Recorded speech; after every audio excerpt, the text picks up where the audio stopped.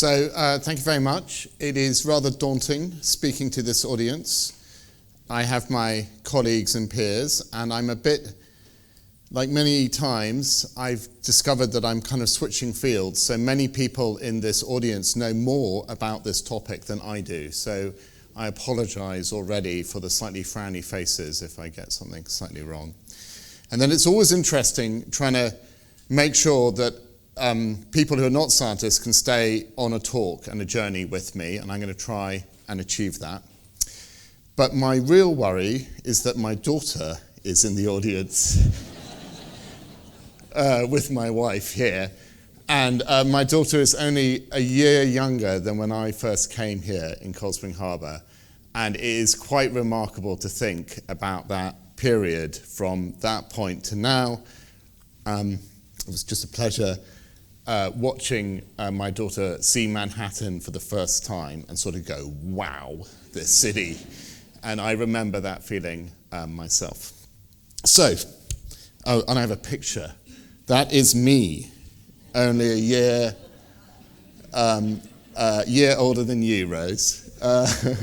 And this is Adrian Craner, and as Bruce said, Adrian was my first of many scientific mentors, and it was quite remarkable. I remember I taught myself how to code here, and we started to do some work, and Adrian said, we should publish a paper. So I said, sure, let's publish a paper. I didn't realize it was a bit of an odd thing to publish a paper age 19, not going to university. So my first scientific publication predates me going to university. After I got hooked on science here, I went to the Sanger Institute, worked with Richard, a remarkable scientist, one of my next mentors. And then I switched all of 100 yards from the Sanger Institute to EMBL EBI, which is part of EMBL. We do lots of things. It's been a real privilege, again, spending my life there, scientific life. I'm still, as you'll see, an active researcher. My real job is money, management, strategy, and vision, but my passion is science. So, what am I going to tell you? So I'm going to give you what I would describe as an emotional understanding of AI. I'm not going to give you a mathematical understanding of AI. I'm just going to try to get you to the place where you can get a feel for why this thing works. So how does it work in some kind of emotional way? And then how to think about it, or how I think about it at the very least. I'm going to give you some examples. They will be brief, perhaps not brief enough. There are too many examples. And the reason why, and that is why this meeting has been so exciting, it is just amazing what this technology can do for biology. It is an incredible fit to biology. And I'm going to spend a little bit of time on this one. AlphaFold, it did win the Nobel Prize for AI in biology, for protein structure, but above all, it solved a very, very, very old, long-standing problem. And then I'm going to end with an example from my group, and the question that my group has been probing is what will be the most likely reason for your next visit in hospital? So when you next go to hospital, what will be on the medical record when that happens? And I'll show you that we can make some progress on that. So what are the main ingredients to AI? There's really three things. So AI, obviously that runs in computers, but the reason why AI understands the world is because of the data we give it. So at the core of AI is data about the world, data that we've generated as scientists, data that we've measured through sensors. We run that through a model. This is going to be basically a mathematical function. I'll come on, there's a constraint, just basically one constraint to that mathematical function. But this function is big, it's huge, crazy big. And that is the surprising thing about this, is that we can think about these crazy, crazy big models and fit them. But actually, I have learned that probably the most important thing is when you try and discover one of these models, you have to have a metric. You have to have, this model is better than that model, and I'm moving in this direction. And actually, so much of the drama is here and here And actually, although these things look pretty impressive, surprisingly, many, many models will work if you have the right metric and the right data. So, some things here. This metric, it can't be yes, no. There's got to be a continuous number or something that's pretty continuous. And there's a reason why that's the case.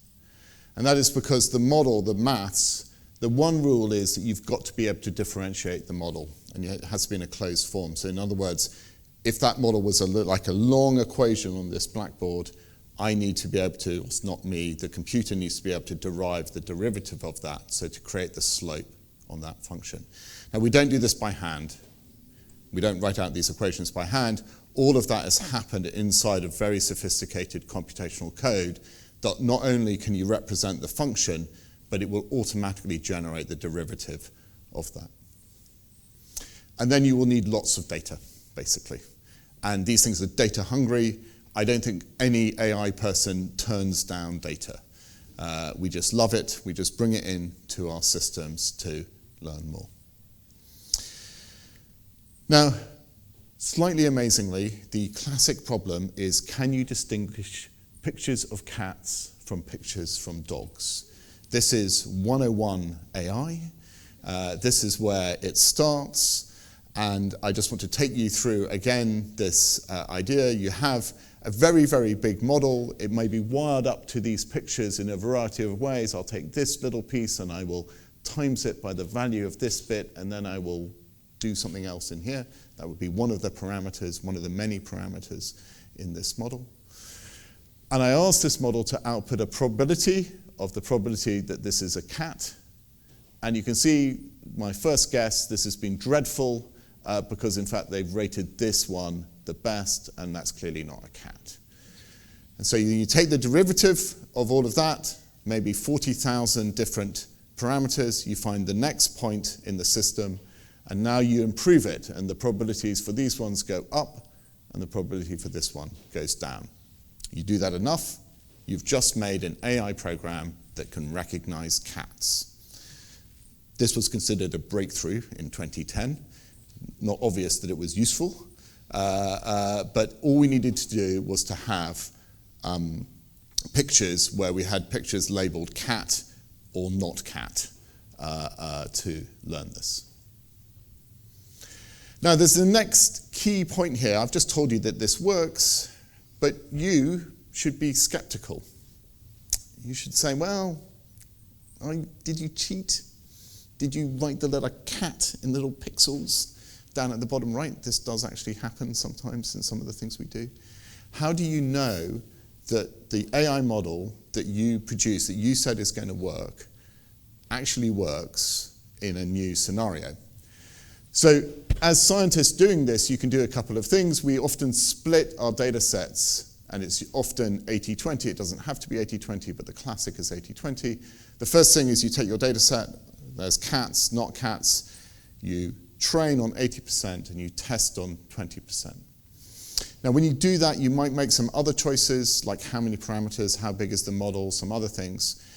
And you'll actually learn that part of the model. And so you're going to do another split before you do the split. So very often you do a split. You put 20% on the side, never look at it. Take the rest of the 80%. Then you split that 80-20, 80-20, 80-20 whilst you train. Then you go back and you assess how good your model is on the 20% you leave out. But you should still be skeptical. And one of the things, perhaps this would persuade you, is that I said that at the end of doing this, I went out with my camera and I took pictures of cats, dogs, and washing machines, and I presented them to this model, and it got it right. That might persuade you. But probably the thing that should persuade you the most is when somebody else runs a competition on finding cats, where I, the person who generated these images, this model rather, does not really know how the person took the cat pictures, whether they really were cats or leopards or something else, and may even tell me, deliberately not tell me the precise parameters of how they were going to assess my model. And so when you look at the AI, do kind of keep this skepticism in your head. How does the person who generated the model know that the model works. Now, some of you might say, well, this looks way too simple. I mean, come on, it can't be that, these things do magical things. How can you just be like taking the slope of a function and going down and just finding these models? There's a very odd thing coming from the kind of statistical training and computational work that I did previously. We have no good theory about why these things work. We have ideas. We have ideas why they work, but we have no good theory. So I can't look at a problem and say, yep, I'm pretty sure we can solve that problem. I have to just try it out. And that's very odd. AI is a very strangely experimental science, not experimental in the sense that we're working on the bench or doing laboratory work, but experimental in the sense that we have to just try things and see whether they work. But I'm going to give you some intuition now about why this works. So a key thing in these very, very big models is the big models very clearly have to be nonlinear. In fact, they only have to be a little bit nonlinear, but often they're quite nonlinear.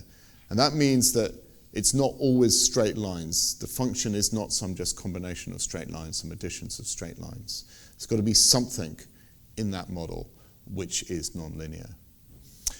And this is very exciting because when we as people trying to model the world, trying to understand the world, we've always realized that things like biology we're very non-linear things. Look at a tree. That is not a linear thing. I can't make that out of straight lines. My heart doesn't work in a linear way. It doesn't beat. The shape of everything is very specific to the way the physiology works. So we've always known we wanted to work in a nonlinear space, but the universe of nonlinear models was just too complicated for us. The exciting thing about AI is I, the designer, the scientist, no longer have to work out precisely what the right formulation of the model is. I'm going to learn it from the data. That is really, really remarkable. Now, I'm going to learn this from the data when I fit data to the model, and notice this keyword fit implies that I understand very precisely the metric. So, I hope I've given you some sense of this. Now I'm going to give you 4 questions you should ask about every AI method that you see. I'm going to give an example with my cats, first off. So the first question is, what is the overall goal of the model? What is the model actually trying to do? What is it trying to achieve? And then that goal has to be mapped to a precise metric of success. It has to be a differentiable function that I can score. So that is both about how the model is set up and about the metric, loss function. And there's a real art in that. This is very easy to state. This is more complicated. Next question, what data did it train it from? As you remember, there are all these horrible captures, where is the bicycle, where is the cat, all of those things. You were training AI at the time, quite literally, when you do that. And then finally, there are so many choices in all of this. There's a question, very simple kind of human question, who supervised the training and testing? And in some sense, do I trust them? Now this is Esther Yu. She's a student of mine. She's better at AI than I am, and I am really enjoying learning AI with her throughout this. Great person to work with. So I'm just now going to give you very, very quickly just like a small subset of examples. This is like 1%, 0.1%. I mean, there could be so many things I could show you here. But I'm going to give you some things just to give you the sense of this. So this is my good friend, Declan O'Regan. He's a cardiologist. Like Da Vinci, he wants to understand the shape of the human heart. And he wants to find the outline of the human heart in MRI scans. He does MRI scans every day clinically, and he has a lot of them for research. So there's 2 parts of the metric. At the start, he does a comparison to true manual labeling. Some poor research nurse or him has to click on maybe 1,000 human hearts, or 10,000 I believe actually, and label each part of the MRI in different ways. But then very quickly he bootstraps and looks at the proposed AI results and checks the ones that look weird. That's him looking at them. That looks like a weird heart. Is it really a weird heart, or did my AI mess up? If my AI messed up, I fix the labeling, I put it back in, I go around the loop. The data is this wonderful UK biobank. There's 500,000 wild Brits doing their wild British thing, and 100,000 of them have agreed to have the whole body MRI scanned, including their heart. I was really impressed by this. This is Debbie and her team in Harvard Medical School, and I think Debbie, as the pandemic was raging, she sort of marched off into the public health department of Harvard and said, why don't we use AI to predict what is going to be the next variant that escapes the immune system of humans? I think the public health system kind of poo-pooed you a bit at the time. A little bit, yeah. And one of the key things about that, lots of our data sets are like this, where if you have a time axis and you've recorded it, you can simply replay the pandemic. And so you can give the model just data up to a certain point, and you have to say, well, you've got to work out what's going to happen next. And so you, by doing that replay over time, you can score whether your model is getting it correct. And this horrible little virus is now one of the best known evolutionary viruses that we know, and therefore Debbie had plenty of data, and it works surprisingly well. Now, this one, I've saved one of the good ones for the end here. So this is a very old problem. So you might know that proteins are the other major molecule in our cells. They are like polymers, they're like long strings, and yet they fold up into very often a specific shape. And as one of my other mentors, Janet Thornton, says, it's like you have an old shoelace and you throw the shoelace up in the air, and every time the shoelace falls on the floor, it always falls in the same shape. Doesn't matter where I throw it, it will always come down in the same shape. All of our proteins in our body have this property. It is not obvious why that works.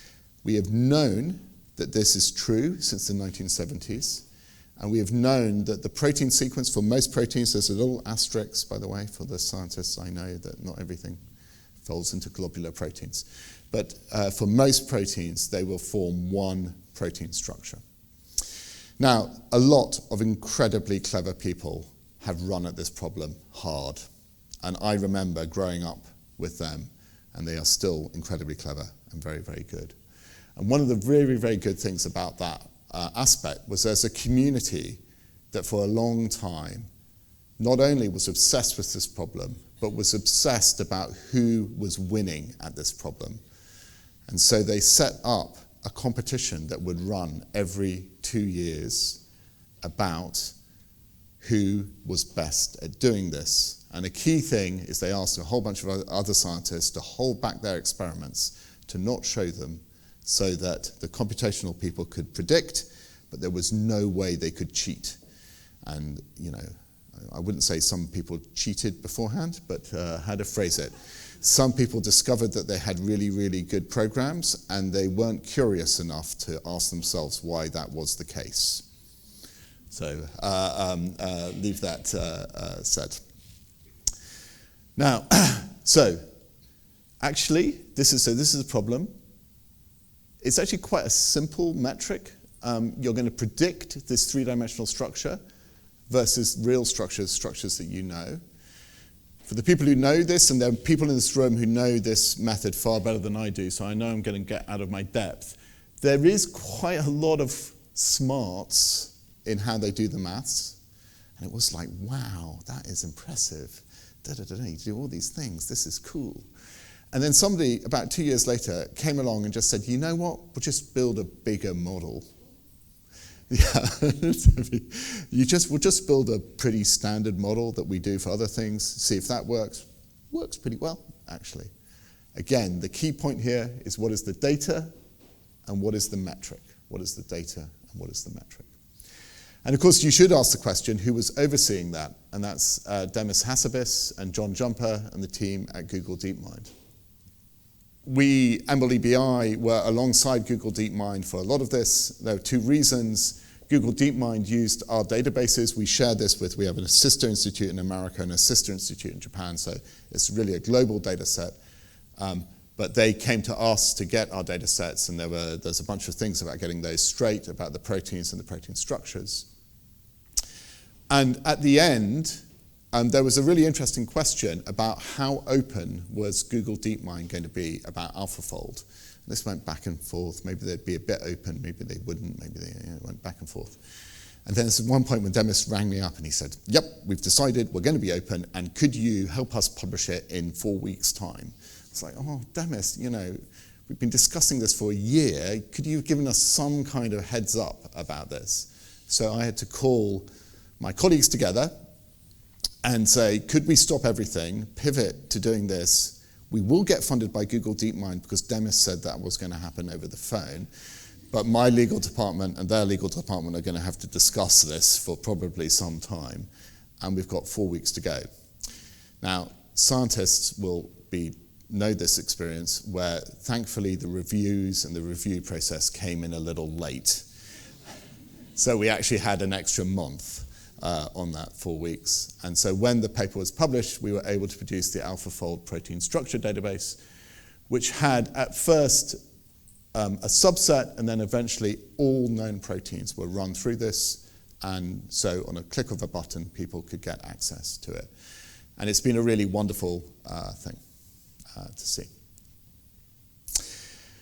Right, we're coming up to the end. So I'm going to now talk about something that comes from my own research group.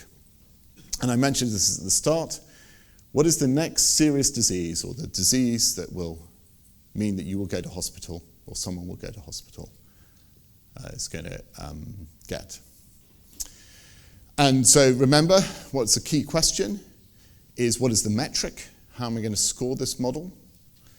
And here we have a lot of people's, you'll come and see, you'll have a lot of people's data, healthcare data, which they have donated for research in responsible ways. We can't de-anonymize it, we can't recontact them, we don't know who these people are. I happen to know my parents are both in it, but that's because I'm their son. So we know their health records. So the question is what do we have the model has to, what we're going to score our model on is, does it have a good rate for the observed next disease? So for real data, when this person really has this particular disease, I don't know, it can be hemorrhoids, it could be stroke, did our model say there was a high rate of this person getting a stroke?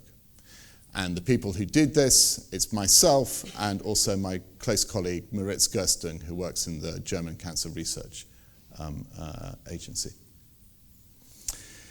And we were inspired actually by the success of generalized pre-trained transformers. So this is the way chatbots work, OpenAI, Claude, all these other things, where you take a series of words, and again, this very simple question, could you predict, please, the next word in this sentence? Could you get the next word correct for some definition of correct? And actually, healthcare looks very similar. It has tokens. In fact, the healthcare system is slightly obsessed about these tokens. And wouldn't it be interesting if we could do exactly the same thing, predict the next word in that healthcare sentence? But there's a very big difference between language and healthcare, and that is that these tokens are separated by different distances, different time distances, and that's really important. If your health record goes heart attack and then pneumonia, if there's only 1 day between heart attack and pneumonia, you are in a bad situation, and it's not going to be an easy ride from there on in. If your healthcare record goes heart attack, 2 years later, pneumonia, you've probably recovered from your heart attack and you've just got a cold. And so you need to know this time dimension, both in the data and in the predictions. Now, I'm not going to tell you how we do the maths, but there's a little piece of maths there that we've got to do right to get that time dimension. Once we've done that right, this model works very well. So our primary data set that we train on is UK Biobank. I'm going to come back to this data set in a moment. So this is a picture of the diseases. This blew all of my epidemiological colleagues. We model all diseases at once. This is considered to be either crazy or, as I'll come on and explain, impossible. I had the phrase, Ewan, it is impossible to do this. And I was like, well, that's interesting because I'm going to give you good evidence that we can do it. So we're going to just show 8 here from 1,261 diseases. So we have an x-axis that goes of age, the age of people. And if you remember, our model produces rates. So this means it's definitely going to happen, and this is written as once per year. Definitely happen next year, or the model thinks definitely happens. And then this is 1 in 10, 1 in 100, 1 in 1,000. The little light dots, which perhaps only the people at the front can see, is a downsampling of the whole UK Biobank, all 500,000 people. Our model's predicted rate for this person at this, for this particular disease, a depressive episode, or myocardial infarction, heart attacks.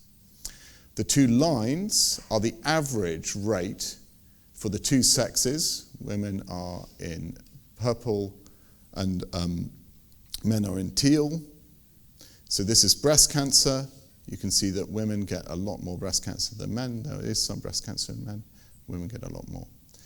Now, the coloured points are the people in the UK Biobank who did get the disease, and we've coloured their point on the token just before they got the disease.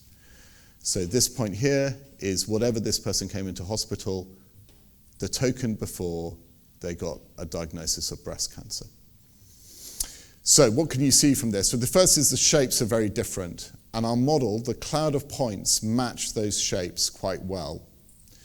But more importantly, the dots, the solid dots, are above the line and often well above the line. This is the rather ominous death token. And you can see we're doing very well at predicting the death token. So the rate of that for people who do die, our predicted rate is much above the age-sex baseline for this. Now, I'm going to show you some numbers, and they're going to be area under the curve numbers, and I debated about whether I should put this in or not, but otherwise I can't show you the plots. So stay with me on this. So I'm going to show you one way we assess these models, and the question is, how good is a particular model? And if you think about it, if I could rank all of those rates from the person who's most likely to get a heart attack to the least likely to get a heart attack. But I'm going to actually have to score this, people who really did get heart attacks or didn't get heart attacks. And so I've got to convert that kind of continuous number to something where I've got yes, no's. And to do that, think about going down that list, and maybe at the top 25, when I look at the first 25% of that list, from predictions best to worst, 20% of the correct answers are in that top 25%, and I've got no wrong answers. So I'm going to draw a point here. I've got no false positives. I've got 20% here. 50%, 40%, 10, then 80% we go up. And then, of course, once I'm at the bottom of the list, I must have seen all the true correct answers and all the false answers, true negatives. So I can draw this curve, and that's called, for confusing reasons, that's called the receiver operating curve. We just call it ROC curves. Please ignore that words, but just so you know why it's called ROC. So you can have different models, can have different curves, and a perfect one would look like this inverted L. It would go straight up and straight across, and the area under this curve would be 1. A pretty good one would bend over. This is pretty good, and the area under the curve would be 0.8. This is a kind of, you're going somewhere, but the teacher says you could do better, 0.6. And if you do an area under the curve of 0.5, that means you're no better than random. You're making a random prediction. Sometimes you can do worse. That is really bad. When your model is doing worse than random, clearly you've done something wrong. It's usually a bug, and you've just got to flip something the other way around.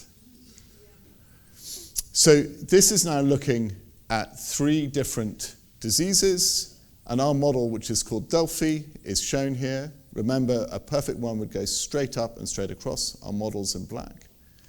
And these are other epidemiological models. Now, some of these, like the Charlson model, the UKB DRS, the Framingham score, Q-risk, are used in the clinic now.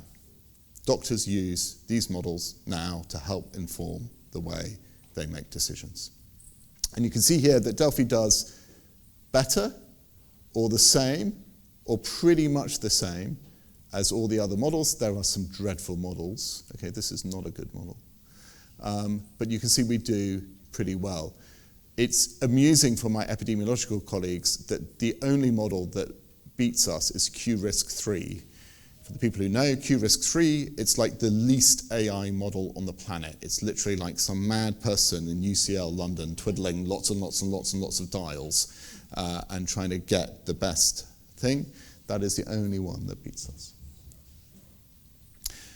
But the interesting thing is not that, is that we can do all 1,261 diseases at the same time. And so this is now plotting that area under the curve for all of those diseases, the last one being the black and ominous death one, going across here. And remember, 0.5 is random. This is on a held-out validation test set. So this is on data that the model has never, ever seen. Now, actually, this is kind of cheating because, for example, breast cancer, you know already that it's going to be women only and above a certain age. So this metric itself is not actually the metric you want. And so we often do it against an age-sexed baseline control. And here, 0 is the same as baseline, and going above is better. Now, I've got a very good epidemiologist friend, somebody I really trust, and I was explaining this, and I sent the preprint, and I said, look at this, isn't it wonderful? And he wrote back saying, I'm really sorry, Ewan, but you have clearly messed it up. This is too good to be true. You have just, there's been some leakage in the jargon. You have leaked from your training data into your test data. You're kidding yourself. And I really like this guy. I really respect him. And I was like, oh, Jesus. Also, he's the kind of person who was going to review this paper. So I did 2 things. The first thing is I put myself on a train to Bristol, and I said, we're going to go to the pub, and I'm going to discuss the paper with you. So that's the British way of solving problems. And the second thing is we're thinking about adding another figure. And the other figure was a surprising result to us, because just those weeks we had taken that model, and with my good colleague Søren Brunak in Denmark, they had run our model that we had trained in the UK on 1.9 million Danes. And the great thing about that is we had never, ever, ever shown our model a single piece of Danish data. There was absolutely no way there was data leakage or anything funny between our training system and the Danish system. Many of my researchers are authorized to be on the Danish system. You have to do it. You have to have a Danish laptop. You have to fly to Denmark. It's quite a palaver. You have to be authorized. You can only do certain things. There was absolutely no way that we had done this on that data. And so these are the 2 plots again. And so this is now a complete test system of 1.9 million people. And we don't change the model, and we don't change anything about the Danish data. And we still got good results. The model still worked. And that was convincing, really convincing to me, and finally to my colleague. It took a couple of pints, that this model really does work. For the people who notice, there is a little problem, which is neoplasms, cancers, but that's actually got nothing to do with the model. It's to do with incredibly complicated things about the way cancer registries work in the UK. But it took us some time to work that out. So this is remarkable. I'm not joking, my colleague thought that this problem was impossible.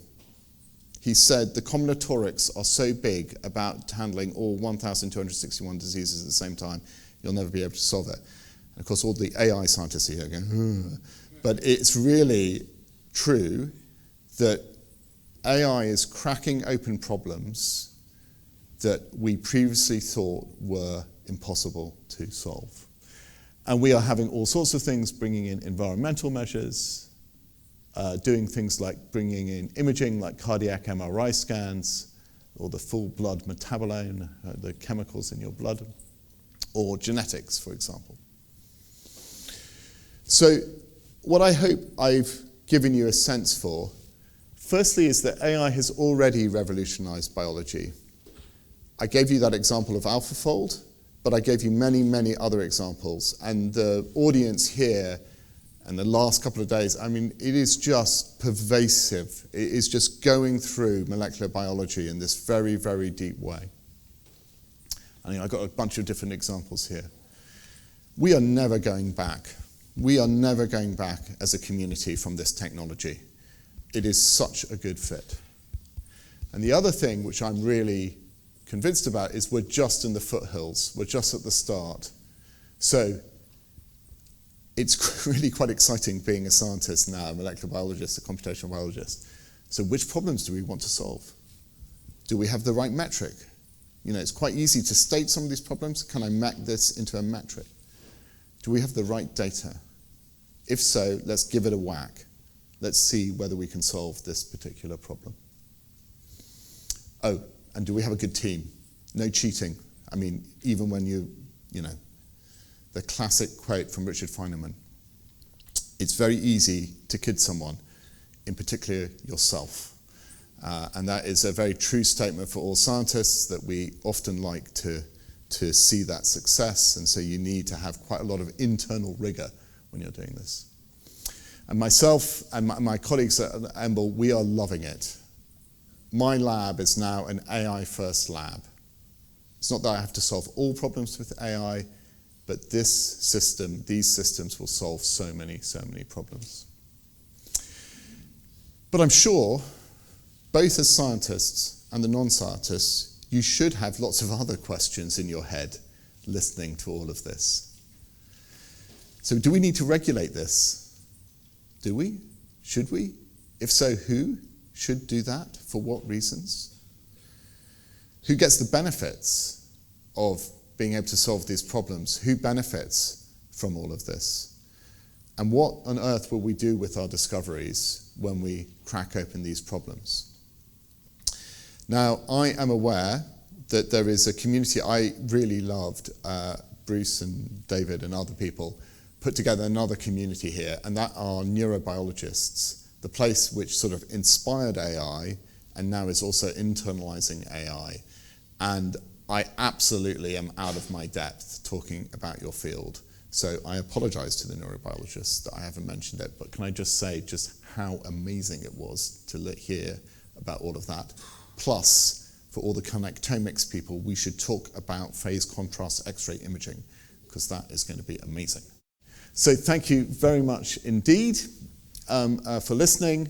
As I mentioned, my day job is kind of running the EMBL EBI, it's management, it's fundraising, it's advocacy, but I'm still research active, and this is my research group up in lovely Northumberland with our dog Dottie, and that's the little team I work with to deliver this. So thank you very much.